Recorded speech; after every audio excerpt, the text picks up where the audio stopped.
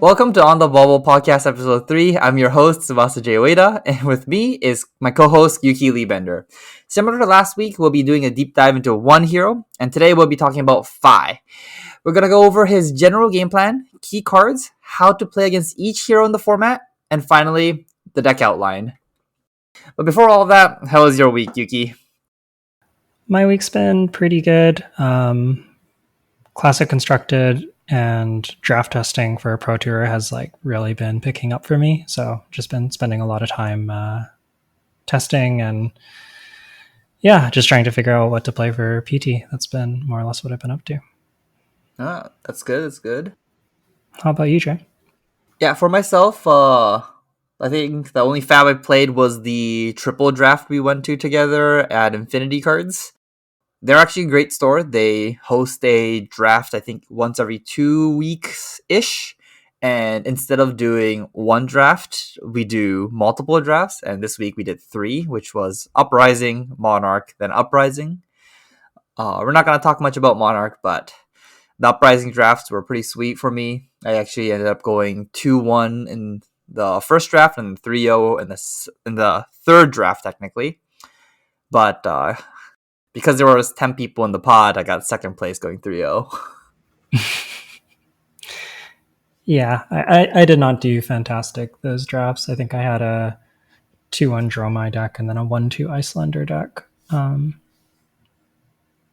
But yeah, I thought I wound up in decent decks, just didn't quite get there in some of the games and played against some pretty good decks. So I wasn't too upset with it, but it wasn't the best either. Okay. Well, now let's move on to the question of the week. Thank you for everyone who submitted questions via Twitter. This was almost 2 weeks ago now. And it's from Michael Sinopoulos. And it says, if you have played any other limited formats on other games, how does FAD compare? And what should we be thinking differently in this game? Yeah, so both Jay and I come from playing Limited and Magic the Gathering. And I think that's probably the big other game that that comes to mind when you think of really big limited formats. So in terms of Magic, one of the big differences is that because outside of the generics and maybe some of the talented cards, if they're shared, there's really not that much room to pivot and stay open and kind of draft different things. You can't really do that for very long in Fab. Also because you have to play 30 of the cards. You have to draft a 30 card deck, whereas Magic, you're playing 23 of your cards. So in addition to needing to play more of your picks, you also just kind of your picks are not as flexible. You don't get to pull from 2 different pools. It all has to go in the same hero, and ultimately you can kind of burn about 4 or 5 cards is what we said last time, because you want to draft some equipment. There's going to be a few cards that you're going to not be able to draft. You're not going to be able to get the class that you want. And then, so between that and the couple picks that you burn in equipment, that's probably about your 12 cards from the 42. Any thoughts, Jay? Yeah, so comparing it to Magic, the biggest difference is definitely the percentage of cards you have to play in Fab, where Fab 30 out of 42 and equipment, so around 33 of 42. That's 75% of your picks, and in Magic, 23 of 45 is 50% of your picks. It just means that you have to be committing to a plan earlier. And so there's less flexibility in Fab, but there are flexibility in the sense that because there's only 3 heroes and you're gonna be having to share it with other people, you're gonna have a bigger edge, I think, in this game. Be able to notice and correctly pick the best cards from each class, essentially. So if you're in Fi, if you can identify the better Fi cards that you want over other people, I think it's going to give you a huge edge in this game, at least for now, before, hopefully people listen to our podcast and we correctly identify the good cards, and hopefully we don't have any huge misses on our podcast, but maybe we might later. or even now. We don't know yet, but hopefully we don't butcher any cards. You want to go to the main topic? Yeah, let's move on to our main topic. So for our main topic, we're gonna be talking everything five today. So we're gonna go back same as last week. In our draft pod, I think we're supposed to have about 3 to 5 fives still, which means you have to be sharing this class with other people on the draft pod. And it's gonna be very important in this format because unlike Iyslander or Dromai, where you may be either alone or sharing it with maybe one, at most two other people, Fi, you're going to be sharing this hero with at least 3 people on your pod. And if you ever get into a pod where you're the only Fi player, it's probably very, very, very good for you. What do you think? Yeah, I tend to agree. If you're the only Fi, the other decks are not going to be particularly good because Iyslander and Dromai will be so overdrafted, and then you'll of course have a great deck. But yeah, I tend to agree. I think 5 is quite strong when there's 3 or 4. When it does get up to 5, the 5 decks get pretty weak. But I've definitely seen 5/5s in a pod before. But like 4, I've seen like 5 versus 5 finals. So I think at 4 or 5 is still like really, really solid. Yeah, so Yuki, why is there so many Fi drafters in each pod? Yeah, so the big thing with Fi is that because there's so much redundancy in his cards, like he has a bunch of different head jabs, which are the 3 for zeros, leg taps, which are the 4 for ones, and surging strikes, which are the 5 for Ts. There's different ones with different names, and some of them have a little bit of like circumstantial text on them, and we'll talk about each of them, but mostly they're interchangeable. And also, none of his cards are really bad per se.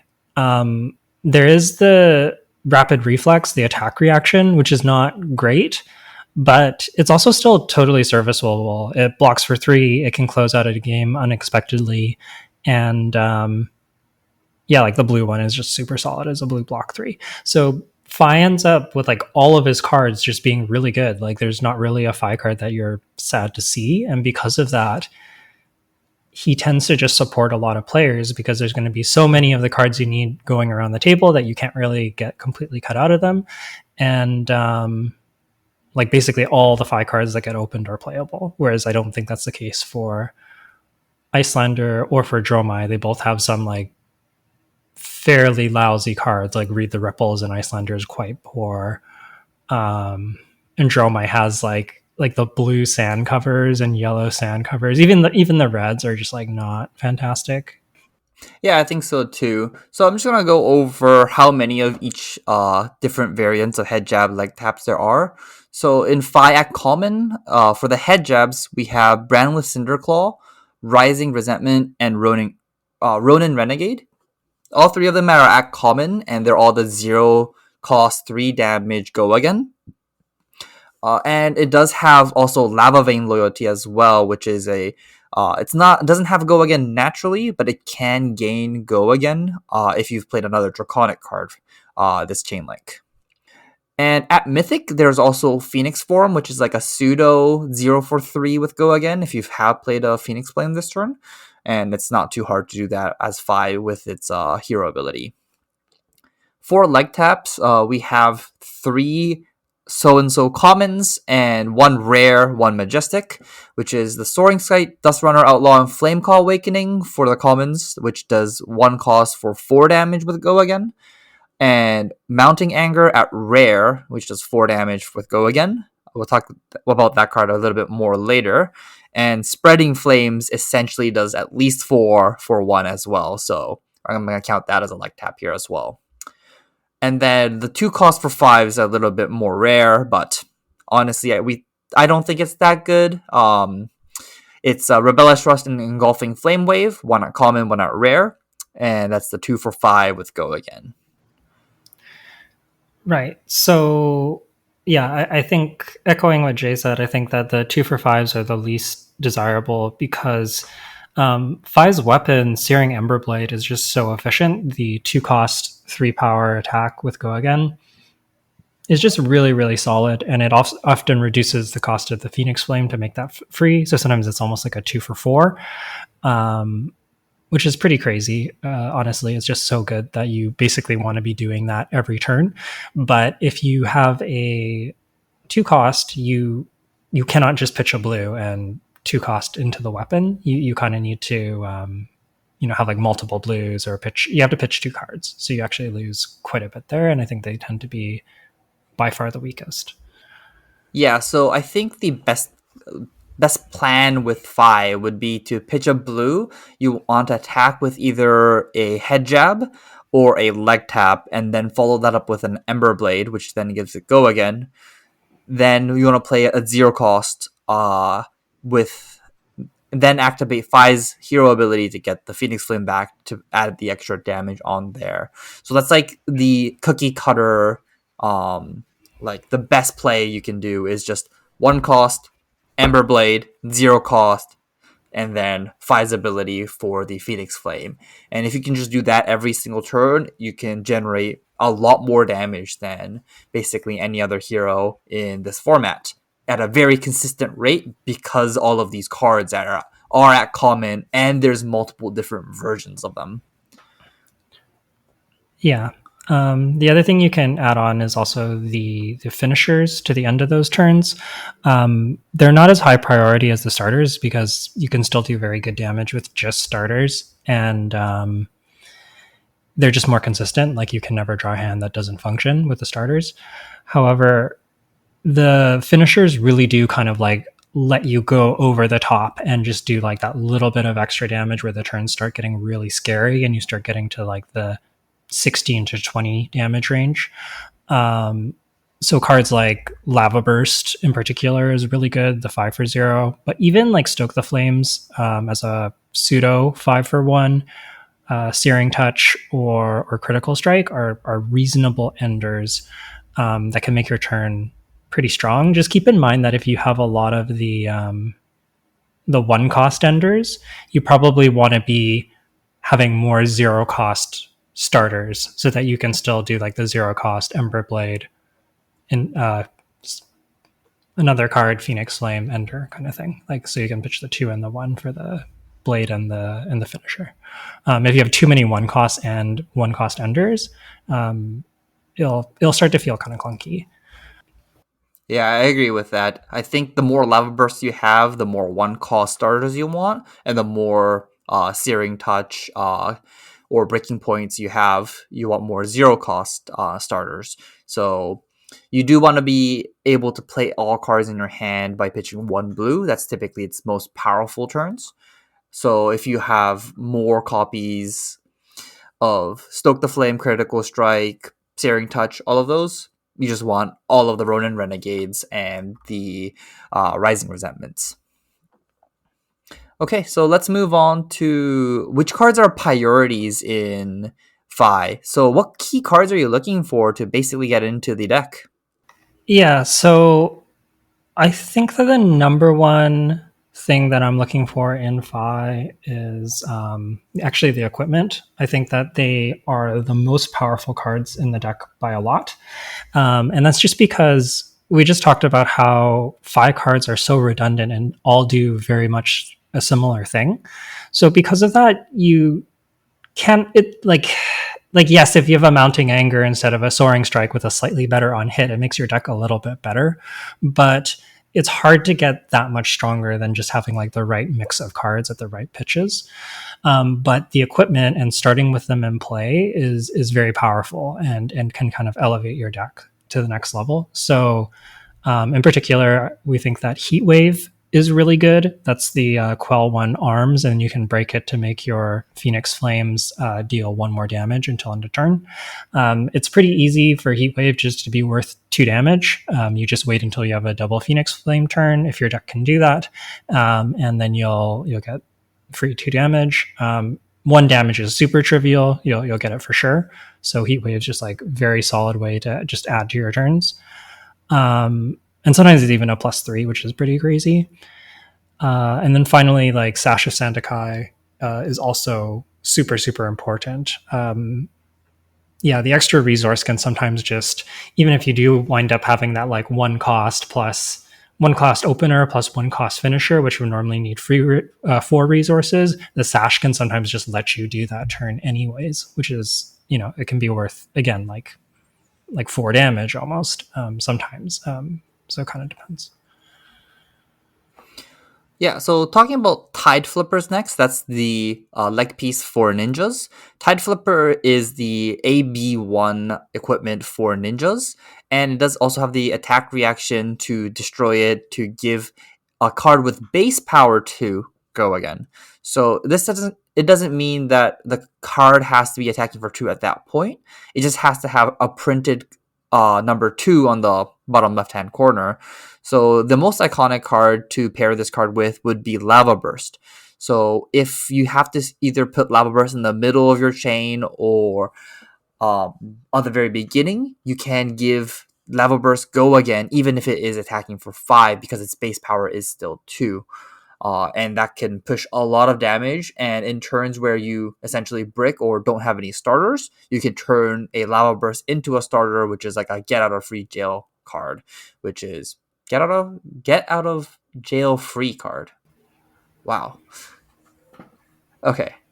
Yeah, just to add on with the Tide Flippers, if you ever get to, it doesn't come up very often, but if you ever get to double finisher because you do like a Lava Burst, give it go again, and then do any of the other finishers, like you do like a critical strike for 5 at the end or something, it's actually just pretty much game winning. So it can unlock these like really crazy lines that will like probably involve Sash of Sandakai as well, but are just extremely powerful. So something to look out for. Yeah, these equipments are very vital in going over the top of just basically all the decks in the format. The next card I just want to talk about would be Mounting Anger. This is the only version of the leg tap, so the one costs 4 damage at red, that generates an on hit that is more important than all of the other ones. Having Mounting Anger. Oh, sorry. Before that, I'm going to just explain what Mounting Anger does. Okay, so Mounting Anger reads, when Mounting Anger hits, you may banish an attack action card from your hand with cost less than the number of Draconic Chain Links you control. And if you do, it gains +1, and you may play it this turn. So the +1 on the Mounting Anger essentially makes this card a 1 for 5 with natural go again, or it forces your opponent to block. We're going to be talking about the 5 matchup a little bit later as well, but when your cards start attacking for 5, while theirs only attack for 4 in the mirror, you're going to get a little bit of an edge here, and every edge matters in a mirror match. So Mounting Anger is the 1 cost 4 damage attack action that you want in your deck. Anything to add to that? I think that's the big thing. I think that more or less like summarizes it. So yeah, you really want the starters you in general, but like Mounting Anger stands out, but like pretty much just like starters in general are really good. I guess a question that maybe comes up here, Jay, is how do we value the finishers? Like when you're drafting your deck, how high of a priority pick are those chain enders for you? For myself, I'm not too worried about the chain enders. I'm more scared, at least for myself, to make sure I have enough starters because I am going to be fighting for them. And typically, the red ones in general are going to be higher value to me. I'm going to be looking to pick those up before the finishers, just because there's also like a very high density of good draconic finishers already, that I think I want to have a higher density of starters than the finishers. So I'm going to be picking the starters first before the finishers. That's how I approach this format. What about you, Yuki? Yeah, I generally agree. For the most part, I'm going to prioritize the red starters, especially the 3 and 4 power ones. I think the one exception maybe for me though is Lava Burst. I think that Lava Burst being 0 cost for 5 is just it makes it so flexible because it works even if you pair it with a zero cost starter, it makes your turn much more powerful. So it works with a zero cost or a one cost, which is really nice, just that flexibility. So I think that that card, if it's early in the draft, I'm willing to prioritize it pretty highly just so that I have it in my deck. But if it's mid draft and I like know that I'm Fi and I'm kind of low on starters, I would, take a starter over it. So it kind of depends where I'm at in my draft. But like, I think that early on you can pick it quite highly, just because having one or two in your deck is a pretty big deal, I think. Yeah, that sounds pretty reasonable. Okay, then let's move on to cards you don't want to have in Fi. So cards that may look good in Fi but are not good. Maybe cards you should avoid picking at least early. So the card that we should definitely never play. It's come up in a lot of our car rides back from drafts and stuff. Is Inflame. This card is a zero cost for 1 damage with Go Again. So it can be a pseudo starter, but you get to add a Phoenix Flame from your graveyard to your hand. Why is this card bad, Yuki? The rate on it is just really, really poor. If you're ever playing it as a 1 for 0 as your chain starter, it just feels really, really bad. Like it's basically doing what like a blue would do, except it still only pitches for 1 and blocks for 2. And even if you do the thing where you start with a red card and then you play this and you get the bonus, it's still only 2 damage for a red, which is already below rate. That's like a yellow head jab is 2 for 0, right? And it pitches 2. So while Inflame is arguably better than a Phoenix Flame, it's better except that it doesn't have the Phoenix Flame synergies. But that's kind of about it. It's like a slight upgrade, sort of, to Phoenix Flame, which is not really, considering you get Phoenix Flames as a token, that's not really how you want to be spending your picks. Yeah, just picking Inflame instead of, and like playing that over Phoenix Flame just seems not great. So I would avoid this card. Another thing I just want to add about Inflame is for Fi's ability to be very useful, you do need to have a Phoenix Flame in your graveyard. And when you play Inflame, it takes that Phoenix Flame out of your graveyard, which means you can't activate Fi's ability anymore unless you have a second Phoenix Flame, which isn't always there, and you have to work for it. You have to work to get a second Phoenix Flame in your graveyard. And when you have to work this hard to do 2 damage for a card, it is not worth it. At least for a red card, it is not worth it. Yeah. Okay, then next card is Red Hot. Red Hot is the 2-cost 4 damage finisher for Draconic. When you play it as a chain link 4 or greater, you get to do damage equal to. You can flip over cards from the top of your deck equal to the number of Draconic chain links. Why is this card not that good?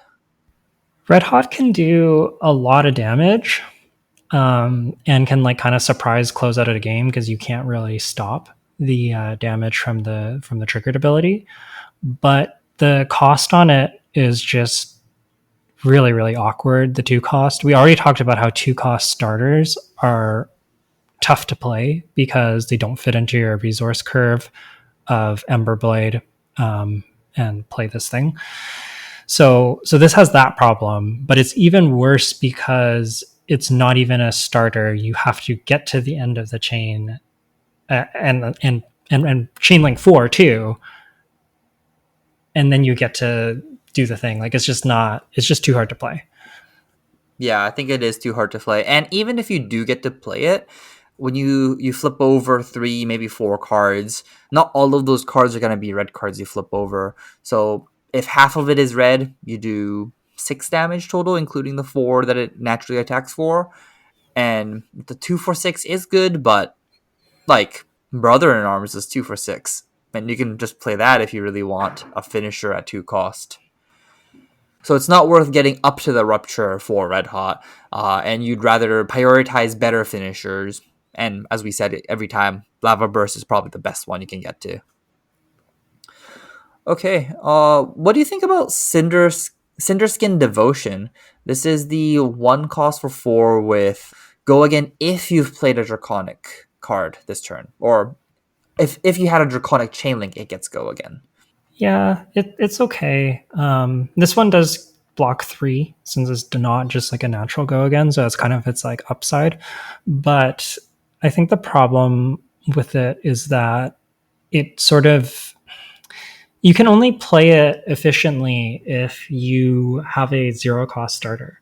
Because if you ever if you ever have to like do a one cost starter and then you want to try and play Cinderskin Devotion, it's really, really awkward because if you do play it, you've now used two of your pitch and you can't swing Emberblade. So you've kind of lost out on three damage. So in a sense, Cinderskin Devotion is really only dealing like one more damage than your Emberblade in that scenario. And like, yeah, you can block with it for three. So that's like, it makes it not quite so bad. Um, Unless it's the Icelander matchup, then it still sucks. But yeah, it's not great.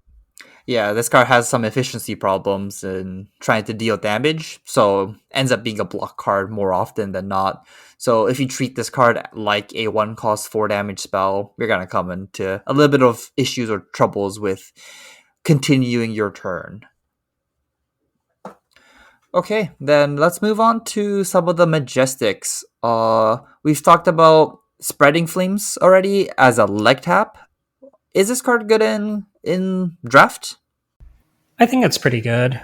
It's not like a crazy bomb or anything. You don't need to go nuts about it. I'd probably,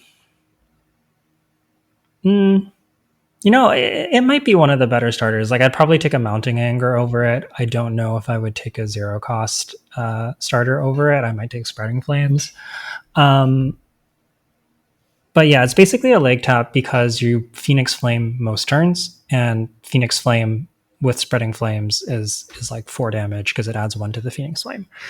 The thing is though that Spreading Flames it's fairly doable to actually buff two things. And if you ever do that, and this is representing five damage for one resource, it's actually pretty good. So I wouldn't say it's like a crazy bomb or anything, but I think that the card is like above average for sure. Yeah, I think the one issue is that Spreading Flames, you gotta work for the 5 damage, whereas Mounting Anger, it just presents 5 damage if it hits. So basically, the difference would be Mounting Anger, you just play it and it presents 5 damage. Spreading Flames, you have to work for the 5th damage. And obviously, when you get to the 6 damage or even the Miracle 7 damage, it gets pretty insane, but that's it's quite rare or hard to do in the limited format. Okay, so next card we're going to talk about is Take the Tempo. Is this card playable? I mean, it's definitely playable. Just the stat line of one for five as it's like the finishers, like it's like a critical strike or a breaking point. I consider like breaking point and critical strike pretty interchangeable. Yeah, breaking point has like the rupture, command and conquer effect, but kind of doesn't matter that much. I think Take the Tempo though probably has like the best on hit out of all of them. Getting to banish the top card of your deck, and if it's an attack action, which because you're Fi, it probably is pretty strong. Like it's kind of like draw a card and save it for next turn. Or like plus one intellect almost is like what it's like. So I think it's definitely a good card, but like it's a finisher. Like it's like a premium finisher. If you need starters, then I prioritize those starters. But early in a draft, would I take it? Yeah, maybe. It's a pretty strong finisher. It might be close to Lava Burst. Yeah, I agree with that. I think it's the best one cost for 5 in the set. So as an M, it's pretty good, but still, starters are a little bit more important. Okay, then next card we're going to be talking about is Uprising, like the name of the set. So this card is the 0 cost, and it buffs the next 4 Draconic cards by 1 power. How good is this card? It's not great. The big problem is that so At its best, if you buff 4 attacks with it, it's a 0 for 4, which is pretty good. But the problem is that you need to actually have 4 other attacks to buff. And this doesn't give you a chain link. So it's not even like a starter. You have to have played a starter and then play this and then try and get 4 other things. Oh, you can't actually play a starter then play Uprising. You have to be Uprising and then a starter. Sorry, you're right. You're right. But I mean, sorry, you have to play that, then Emberblade, then like Phoenix Flame. So it's like very hard. Like it just like eats a card out of like what would be a chain. So yeah, I think it's just like a little bit too hard. Like in general, the cards for Phi that don't generate chain links are not that good because you get so many benefits for generating chain links, like turning on Rupture and getting the free Phoenix Flame. That not doing that is like a pretty big cost. Yeah, I think the only good thing about Uprising is that it can block for 3. Other than that, it's not really playable, so maybe it might be a little bit better than a Bauble. But typically, it's pretty hard to attack 3 times with after playing Uprising. So I just wouldn't think about playing Uprising ever in a deck.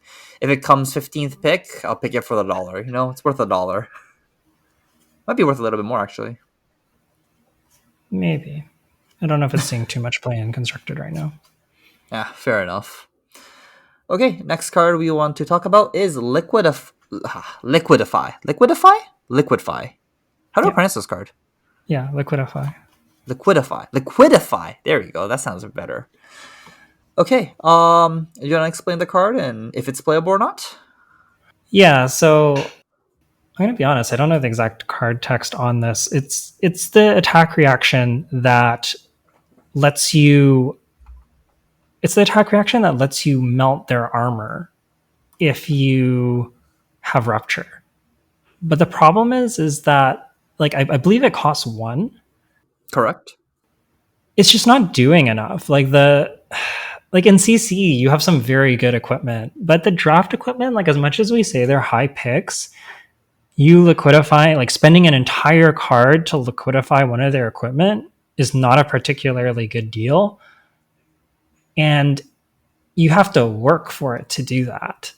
It costs 1 and you need Rupture. Like that's it's like hard to do. And then even when you do the thing, I don't even think if it's a good deal. Like a lot of the equipment are worth like, we talked about how like Heat Wave's worth like 2 damage, right? But if you're working this hard to trade a card for like 2 damage, it's not very good. Yeah, it's kind of unplayable. This card is one of those cards that would almost never make my deck. I would just ignore it completely. I would almost rather play a Bauble over it. Actually, yeah, I think I would play a Bauble over it, right? Yeah, I think I would. It just pitches for more resources, and I guess this card blocks, but Phi is not. Your game plan is not really blocking, so I just Yeah, fair enough.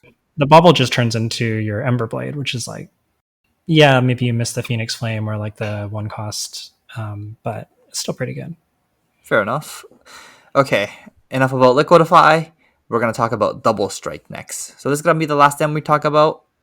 And how good is Double Strike? This one seems promising. It's not great. It has a few problems. The first off is just the rate on it. The 2 attacks for 1 is like 2 damage for 1 card, which again is kind of like a yellow's damage output.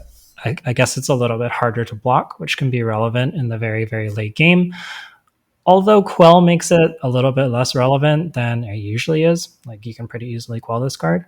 And then the other really big problem with this card that's like probably what really seals the deal on it is that it's not Draconic. So it doesn't turn on, it doesn't count towards your hero ability, and it also doesn't turn on your Emberblade or like your Lava Vein loyalties, for example.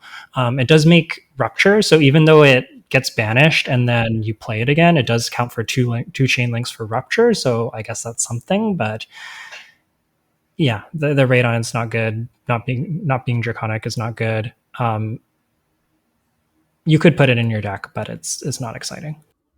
Yeah, I agree with that. It's Double Strike has a lot of typing issues, and it's going to not deal enough damage. Like you can just play any yellow zero cost, and it almost serves your deck better because you can pitch the yellow, you can attack with the yellow, and it has a draconic typing, so it essentially gets plus 1 from Fi's ability if you can get the 3 draconic cards.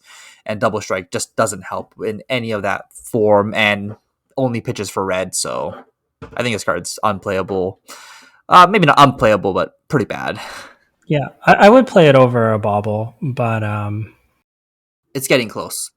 yeah, I might play Phoenix Flames over it, depending on how many like of the cares about Phoenix Flame cards I have. I might play the Phoenix Flame over it, but if I didn't have very many of those and I wanted to just run like the no Phoenix Flame flag, yeah, Double Strike's a little better than a Phoenix Flame for sure.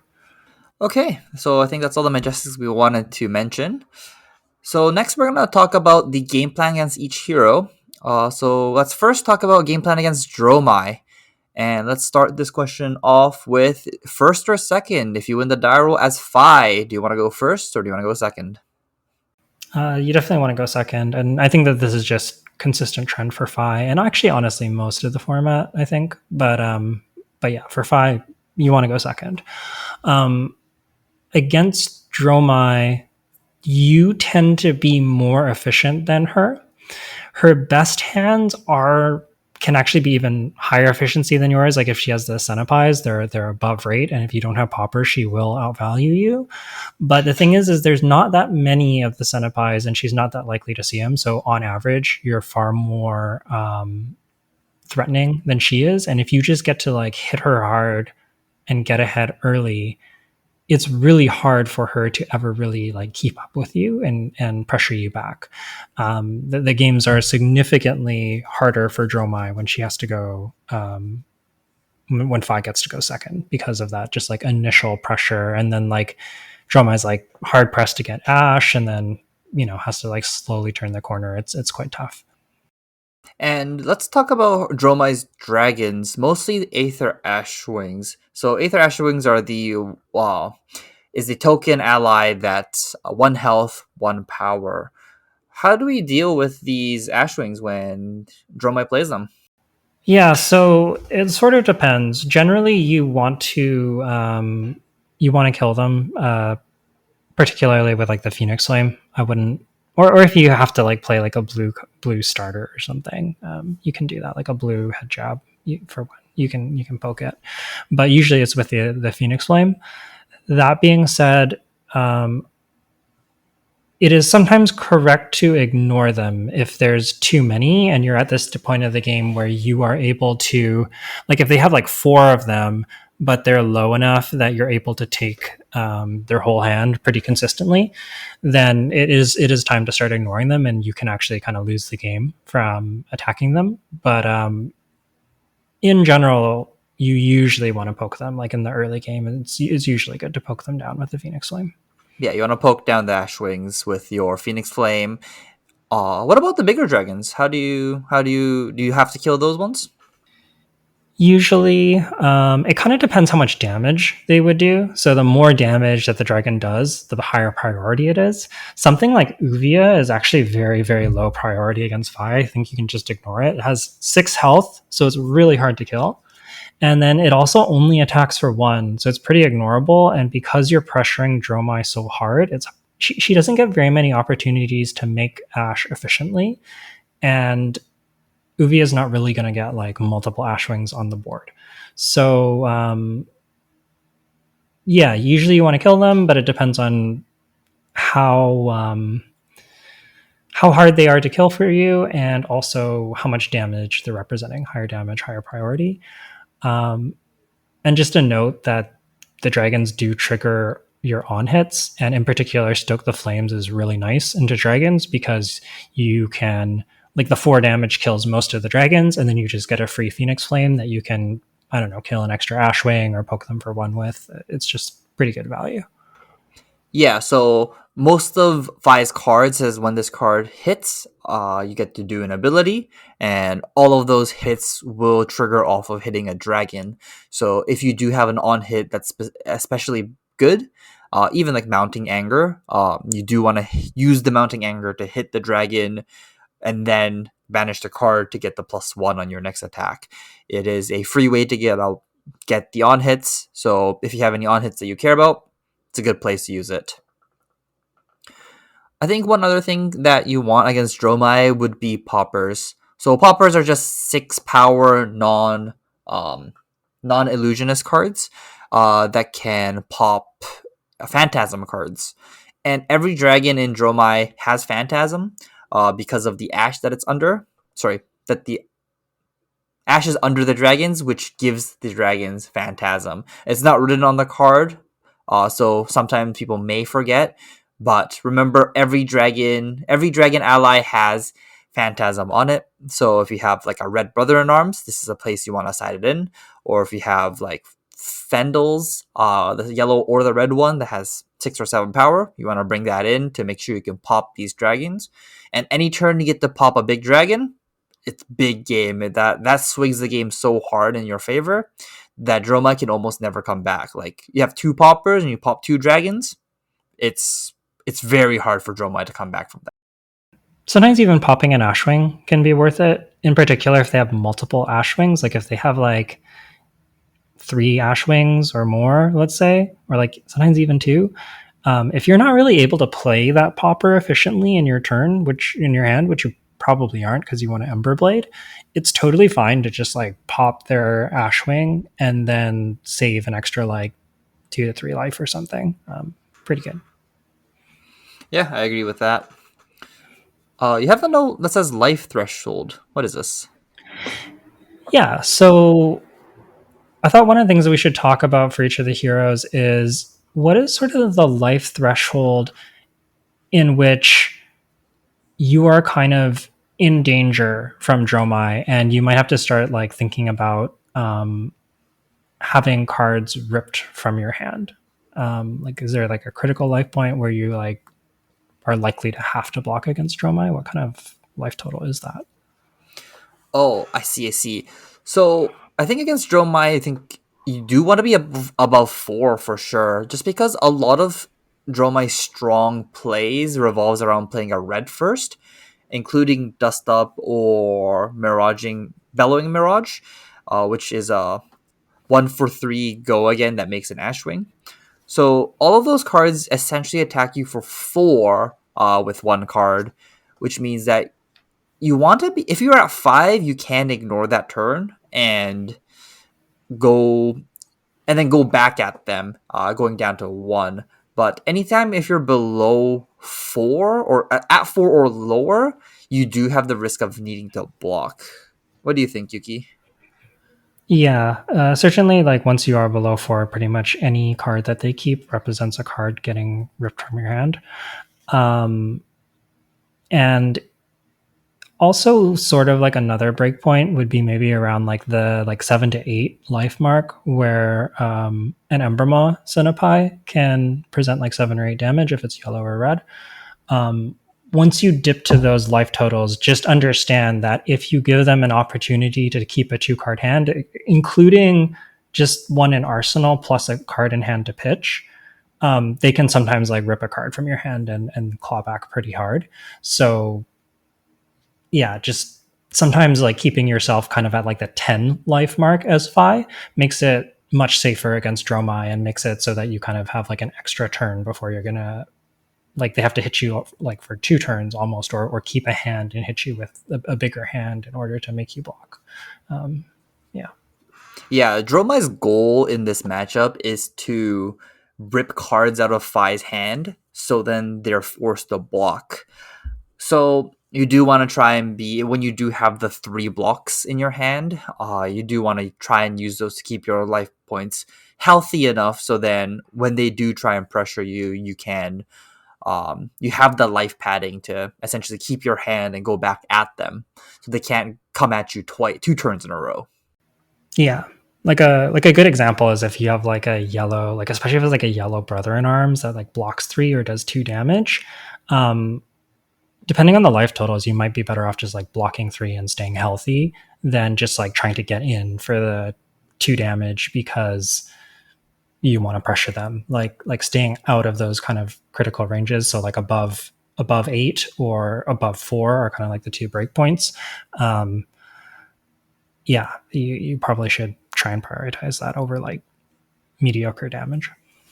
Yeah, sounds great. Okay, let's move on to Iyslander. So, what are we doing against Iyslander? First or second? I think you definitely want to go second, particularly if you have the Tide Flippers, because even though Iyslander can deal arcane damage, you can use Helios Miter in combination with Tide Flippers, and you can prevent quite a bit of arcane. Remember that they're pretty likely to follow up with Waning Moon, so you probably want to budget for 2 arcane barriers and then the rest into miters, divide up on the attacks. But they're really not going to be able to chip you that much. And even if they give you frostbites with like an Arctic Incarceration, you can actually still pitch to miter, naming their Ember Blade, even though they're not attacking with it. Or sorry, not their Ember Blade, their Waning Moon, even though they're not attacking with it, and break those frostbites. So yeah, she can't really threaten you that much going first. And then once again, like Fi just wants to be the aggressor. And what I find about the Fi versus Iyslander matchup is that like one of the big ways that Fi wins is if Iyslander doesn't really have that much disruption on the first turn and Fi just gets to attack her for like 12 or something. Like it's quite challenging for Iyslander because she kind of like can't really do that much and is probably like leaking some damage. And yeah, if she just gets hit really hard right out of the gates, it's quite tricky for her to win. Yeah, Iyslander starting at 18 life.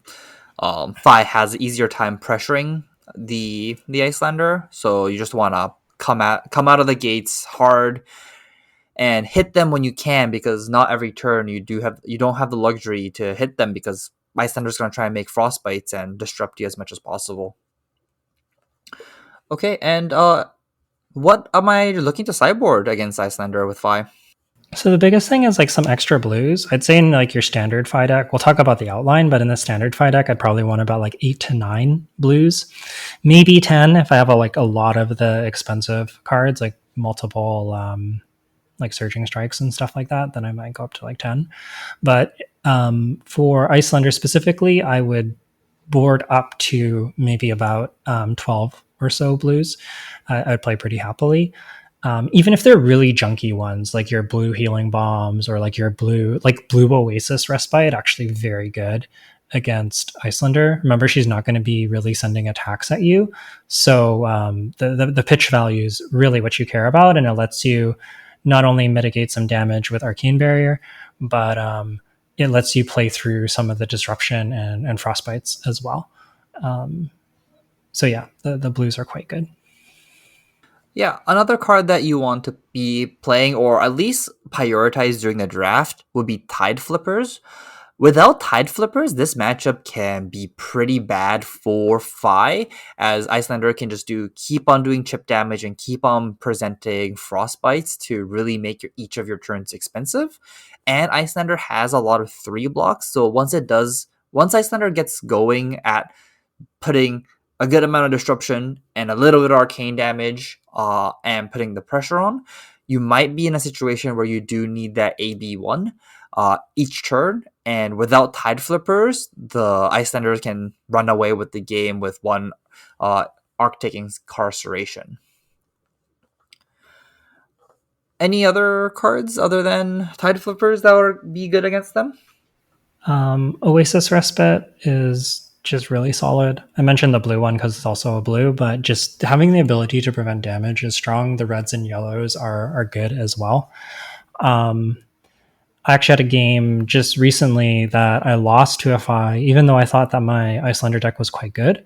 I ended up losing to this Fi player because like both of my turns where I tried to set up and just like do a whole bunch of damage, like do like prevent like 5 to 7 damage or like do a fused Ether Ice Vein, they just had the Oasis Respite and then like would, pitch a blue Oasis and then AB2 and just like not really take any damage and then just come back at me for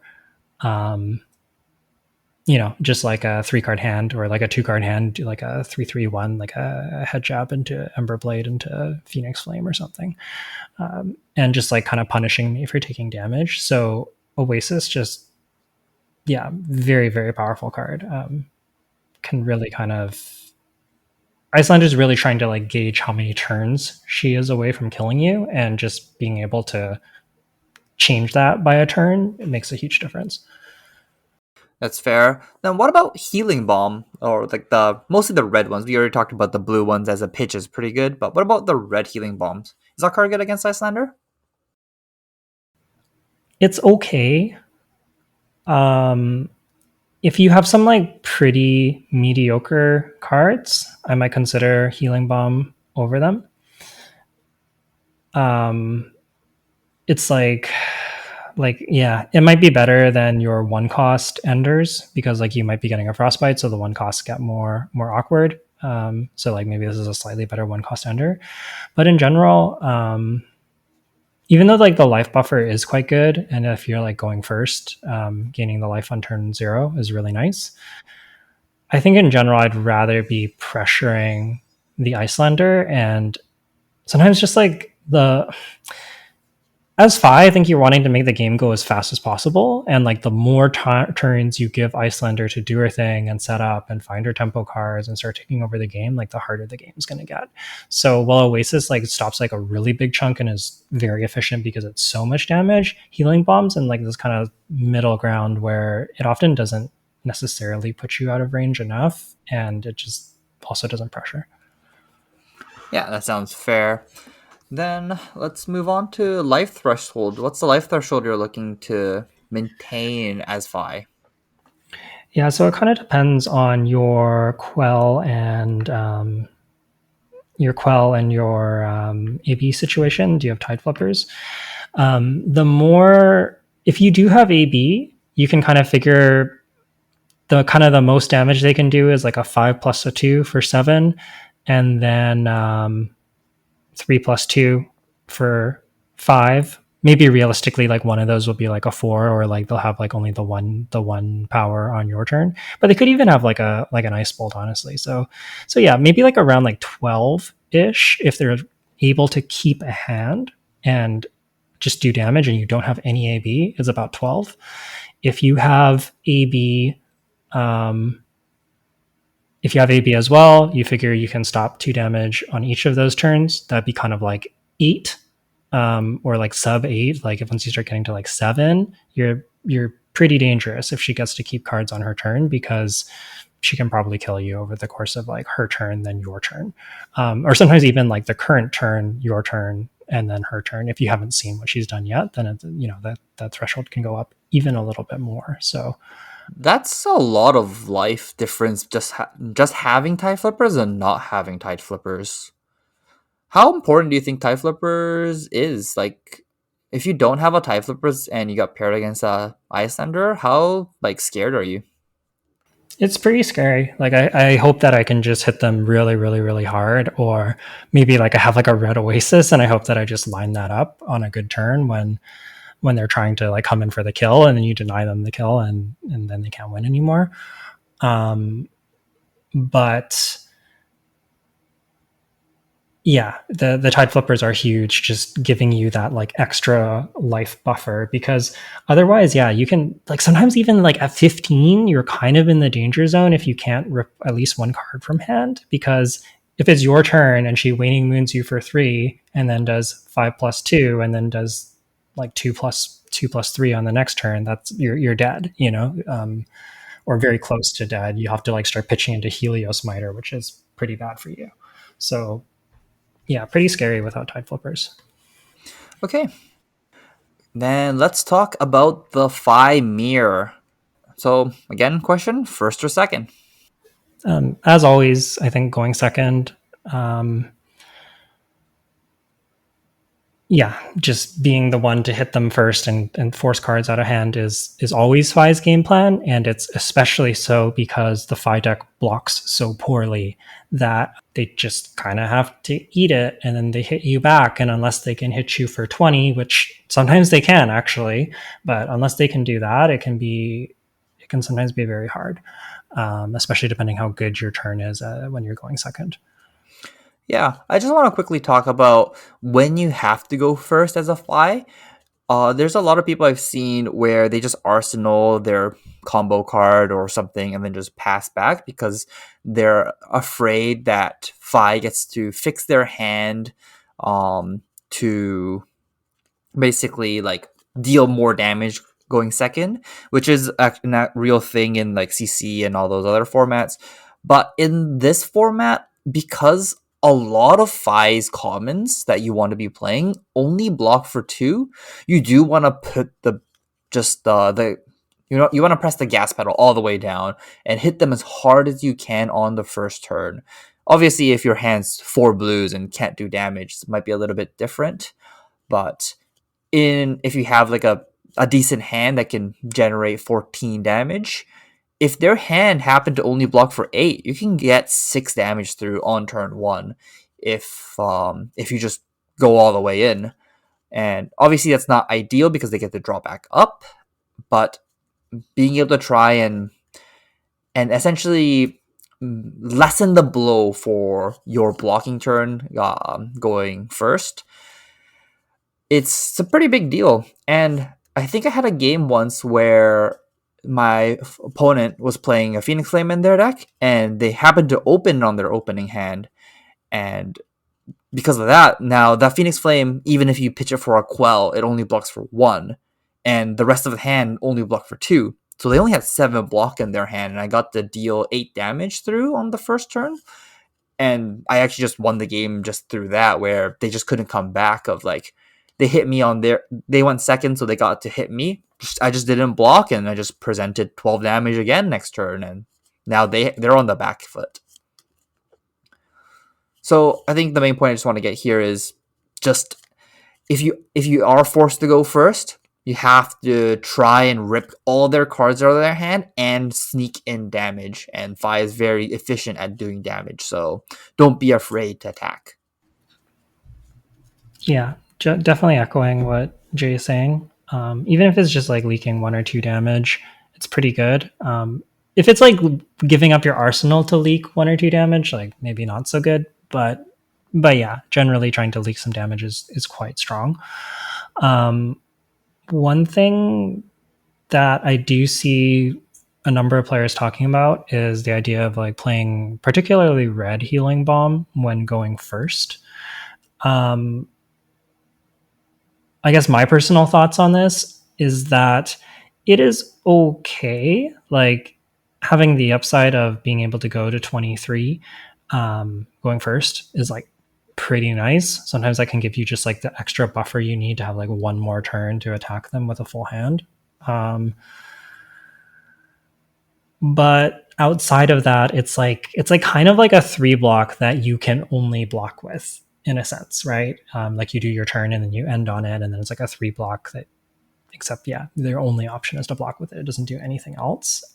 So it's not fantastic. If I have some like not so good cards in my deck, or my deck's like a little bit weaker, I might bring in like a Healing Bomb going first or something. But if my deck's like very strong and I'm really happy and I have like lots of like strong cards, I wouldn't be cutting strong cards for it. But that's kind of my thoughts. What do you think, Jay? Yeah, I think if you can always open red Healing Bomb going first, it's 100% of the time worth it. But that's not the case. You may draw it on the turn where you need to put pressure on your opponent, and gating 3 life might just not do anything, essentially. So I think there's like a little bit of that liability of if you draw it late, it might kill you. So I am not that big of a fan of it. But that said, if you think your deck is worse than your opponent's Fi deck in efficiency or damage output, that might be your out. Like that might be your only out to play red Healing Bomb, so you can draw it on turn 1 and gain the 3 to go up to 23. And if that's your out and that's what you got to do, that's what you got to do. Yeah, for sure. And in terms of the Fi hands and their block value, like just very last thing, knowing how many Fis were in the pod, if you can figure that out, if you can like ask around and figure that out, that can sometimes kind of swing swing things a little bit. Like if you know there's 5 Fis in the pod, a lot of them are probably playing 3 Phoenix Flames, and then the chances of them just drawing one in their opening hand is like actually very real when you're thinking about how much damage you're presenting. So like the more spread thin the Fis are, their hands can block really poorly. And even though this is an episode on Fi, if you're playing Dromai into Fi, I would keep that in mind going first too. That sometimes just hitting him really hard might actually be pretty good. Like if you can do the Senpai into Senpai and Arsenal a good card, it's probably like pushing quite a bit of damage against Fi. Yeah, I agree with that. Like Fi's weakness right now in this current meta, where people are there's like five drafters in a pod, is to hit them hard because they're playing either Baubles or Phoenix Flames. Okay, I think there's not too much else to talk about Fi. It's like a classic aggro matchup where you're just hitting each other. Most of your cards don't block, so hopefully you win the race. Anything else you want to add in this Fi mirror before we move on? Let's just really quickly talk about the kind of like critical life thresholds for Fi, where you might have to start blocking. My opinion is like very easy for Fi to do 12 damage consistently. So if you're at 12, I would expect to block for sure. And honestly, like maybe like 17, 16, not unreasonable for Fi to do. So if I'm at 16, I'm feeling like pretty good. Like they need an above average turn for sure to rip cards from me.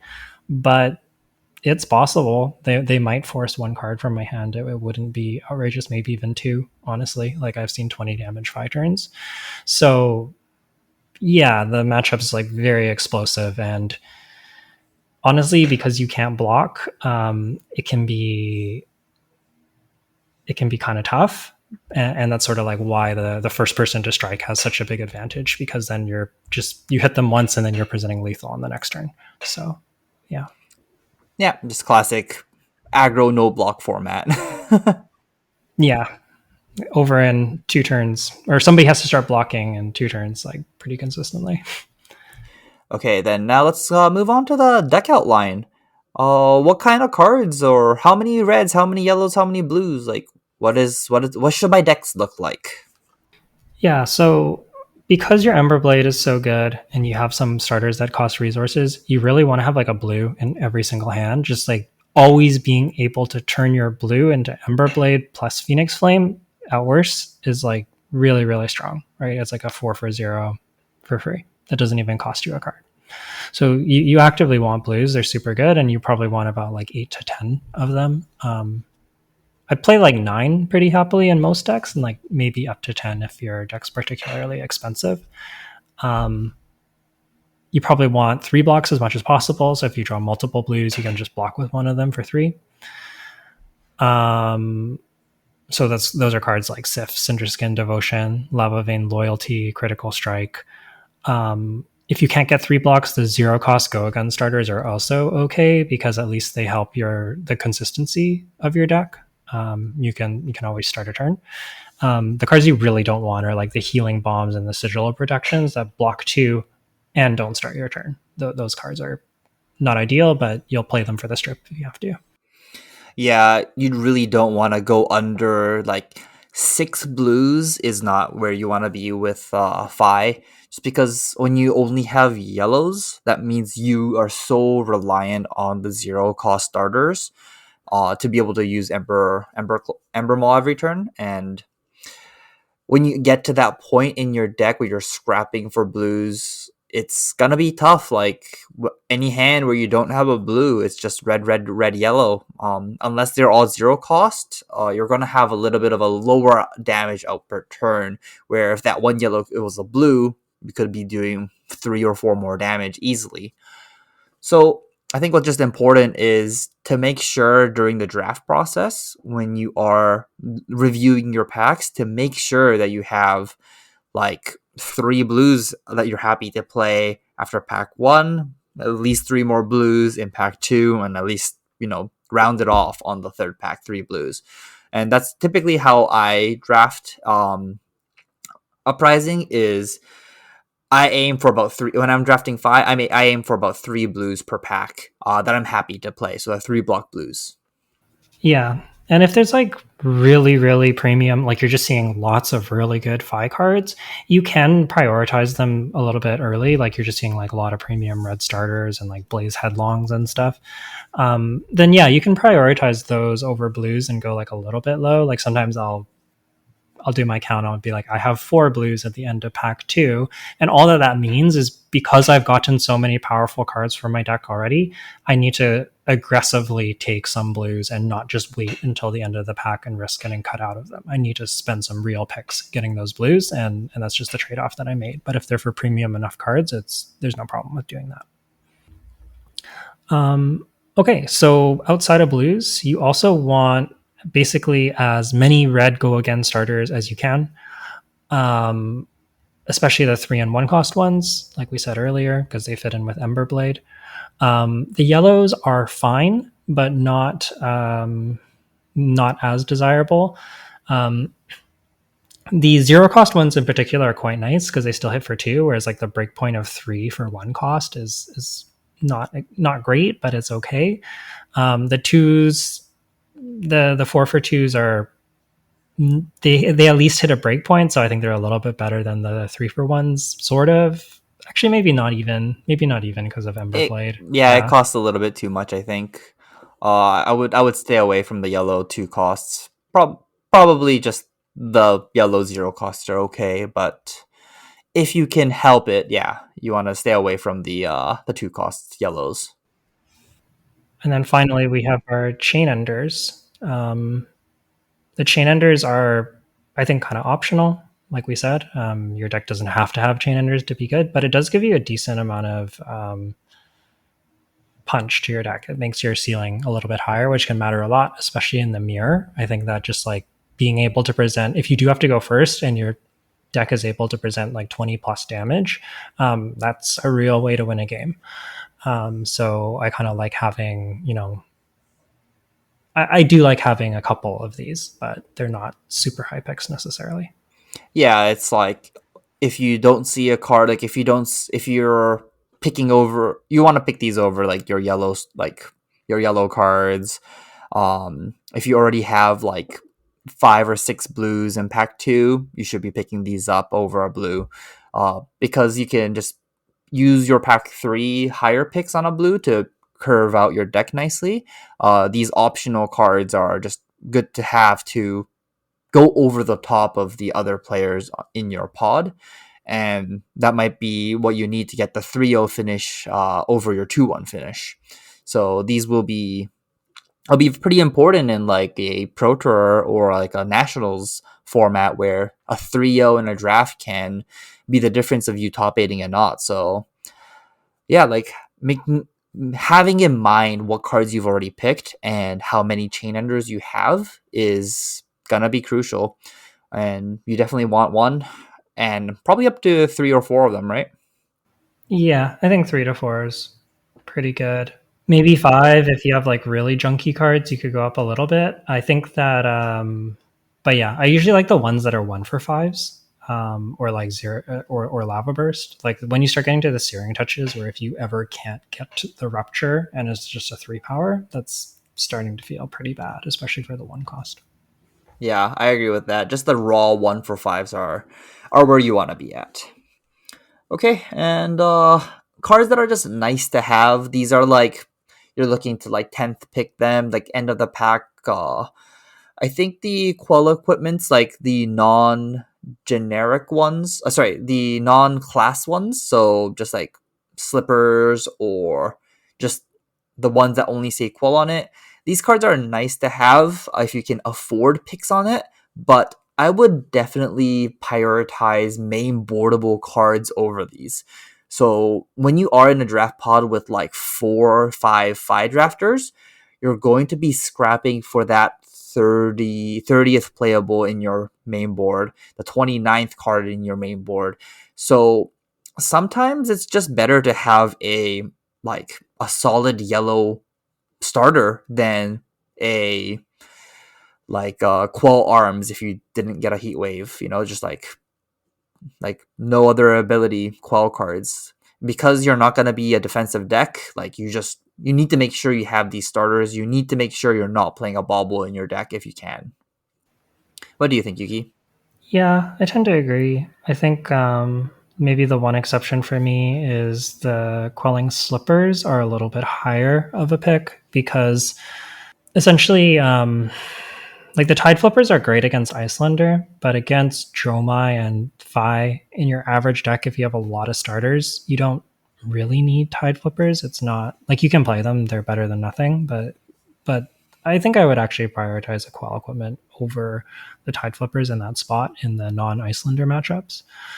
And it's also just a card that, like, if it's early in the draft, goes in every deck. So Quelling Slippers is and doesn't really have much competition. So Slippers feels like it consistently makes your deck a lot better. I think it's at its worst in Fi specifically, compared to like Icelander or Dromai, because you're not as interested in blocking.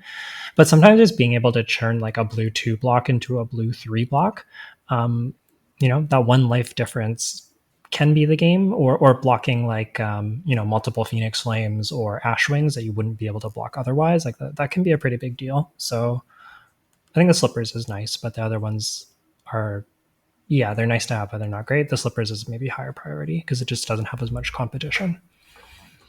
Yeah, I think just like a final note on Fi in general would be try not to play a bauble. And at least for me personally, I do consider the third Phoenix Flame in a deck essentially a bauble. So I would even try to avoid having three Phoenix Flames in your deck. The Phoenix Flame not having a block value can be a liability in almost all three matchups. Like the red pitch against Icelander is not great. The zero block against Dromai is not good, and just drawing a Phoenix Flame in the Fimir can lower your damage output so much that the third Phoenix Flame is not typically where you want to be. Obviously, unless you have like 5, 6, 7 cards that care about having multiple Phoenix Flames, but that's not going to happen that often. So, yeah, unless you have a strong reason to play three Phoenix Flames, I would avoid it and try and play essentially like even just a zero, like a blue head jab is better just because it pitches for 3 and it blocks for 2, or and it still attacks for 1 as Phoenix Flame would. So I would just prioritize that over the third Phoenix Flame. Yeah, even like your junky like your cards that you might think aren't great, like your yellow Critical Strike or your yellow Brother in Arms, like those cards are just fine. They're not exciting, they're not great, but like they're okay, and I think they're better than a Phoenix Flame on average in your deck, especially because they pitch for Emberblade in a pinch. Yeah, I think Phoenix Flame only pitching for the red is it can cause a lot of problems, and sometimes when you have to use a Phoenix Flame as a starter, that's like a easy way to lose tempo of the game.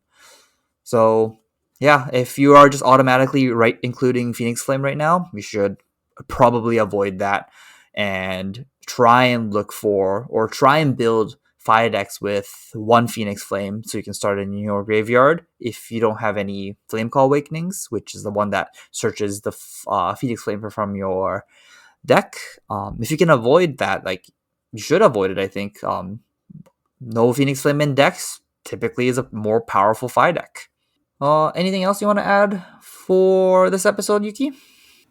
Yeah, I had sort of like one general question that for you that came up at the start. We were talking about how Fi is usually very highly contested in a pod. There's typically like 3 to 5 Fis. And because you know that you're going to be competing for cards, how do you evaluate whether you want to like commit to Fi and just like try and get it, even though you know some players are taking it, or you're actually getting cut out of it and you're going to have a bad time if you drop Fi? How do you like distinguish that, or like where's the line for you between those two? For me, I generally go into a draft defaulting as a Fi just because Fi's floor is so high that even if you have like the worst Fi deck, I think you're still better than the worst Dromai or the worst Icelander decks. And I think that is enough for me to like be be on Fi. So like it's very hard to have a Fi deck that goes 1 and 2 essentially in a draft. Like obviously it is gonna happen if you have like the super junky Fi decks that's playing like a cracked bubble or multiple cracked bubbles. But I think in general, because so many of the cards are replaceable and it's just so hard to get cut out of Fi, even if you're sitting directly next to another Fi player, they're getting the slightly more premium versions of your cards. But like all the cards are serviceable and they're all replaceable with each other, that it's going to be, you're going to end up okay. Like it's unfortunate to say, but like you can just force Fi and you have a 2-1 deck almost every time. So if you're not confident in drafting the other two heroes, or you don't know how to get the premium versions of the other two heroes, just having your head locked into Fi, I think, is an okay strategy. Like it's gonna get you wins. Maybe not the 3-0 that you're looking for, but it'll at least get you 1, maybe 2 wins in the format. Yeah, I think I agree with all of that, but just maybe adding on that it's kind of interesting because I think I actually navigate a little bit of the opposite way, where unless there's like a really strong Fi card early, like maybe like a Mounting Anger or like a Blaze Headlong, those kind of like super premium cards, I might dip into Fi early. Or like a Sasha Sandakai, like those are the kind of cards that like make me lean Fi. And if I have those and I have like a couple strong Fi picks, it's very hard for me to get forced off of Fi at that point. Kind of like Jay said, like you can kind of just force it. It's just that like even if you wind up with other mediocre cards, like your deck's just going to be pretty good. That being said, I often like starting out either kind of like open between a few heroes, or even like my favorite way of staying open is probably drafting like an Icelander start or a Dromai start. And then if I feel like I'm starting to get cut, I can start looking for Fi cards because of the Phoenix Flames. You actually don't have to, like, if you draft 27 cards, yeah, you don't want the third Phoenix Flame, but it's like totally fine. So I find Fi kind of like the easier deck to pivot into. And so I'll often, if there's like a, the premium like Aether Ice Vein or like a premium Dragon in Dromai, I might be inclined to start with that just because it's like I can always default back to Fi if I start seeing some 3-for-0s or something like that. But yeah, typically like if I'm already in Fi and I have strong cards, the only way I would move off of it is if something else is like incredibly open and I'm getting cut very hard. Like if I'm just not seeing good Fi cards and I'm just getting past like a Rake the Embers or something, I'll be like, okay, sure, I'll switch. But outside of that, like I'll dig my heels in pretty hard if I have the good Fi start. Okay. So I think that concludes this week's episode of On the Bobble. You can find us on YouTube and Spotify, but we'll also be looking to add other platforms. And if you have feedback about a platform that you would like to find us on, please message us at our email onthebobble@gmail.com, or you can message me on Twitter at Yuki Lee Bender. So you can tweet at me. If you want other content that I'm involved with, I write articles for Red Riot Games, although my last article was a little bit away. It was a ways ago now. It's been a little while, but I'll get back to that. Yeah, so thanks so much for listening. Please like, comment, and subscribe, and help us get that subscriber count up so that we're searchable on YouTube. Yeah, I think right now we're at 77 subscribers, so let's try and hit the 100 mark. Yeah, that'd be fantastic. But yeah, that concludes the pod for this week, and goodbye for now.